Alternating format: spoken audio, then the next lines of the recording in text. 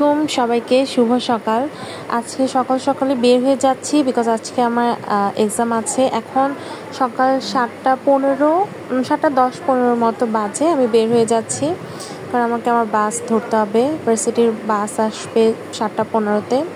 ওই বাস ধরার জন্য আমি একটু তাড়াহুড়ো করে যাচ্ছি। আমার বাসা থেকে বাস স্টেশন পর্যন্ত হেঁটেই যাওয়া যায়, যেহেতু আমি একটু তাড়াহুড়া করছিলাম।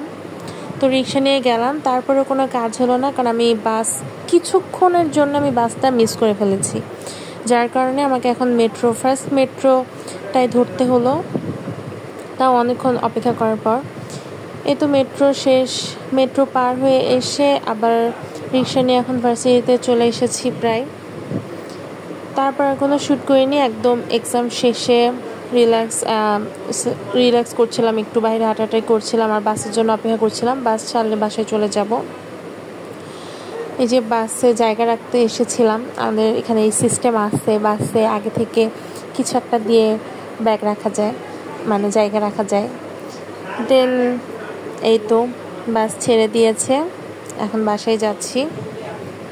বাসায় এসে আর কোনো শ্যুট করিনি, একদম ঘুমাই গেছি। একদম সন্ধ্যাবেলা উঠছি ঘুম থেকে। উঠে আমার অনেক ক্ষুধা লাগছিল, ভাত খাইতে মন চাচ্ছিল না, এই জন্য ফ্রোজেন পরোটা অ্যান্ড ডিম পোস্ট করে খাচ্ছিলাম। এটা আমি একাই খাবো না, আমি আমার বোনকে সাথে নিয়ে খাবো আর কি। তারপর পড়তে বসেছিলাম, আমার বোন আমাকে একটা আম এনে দিল। এটা খেতে খেতে আজকের ভিডিও শেষ করলাম। সবাই ভালো থাকবেন, আল্লাহ হাফেজ।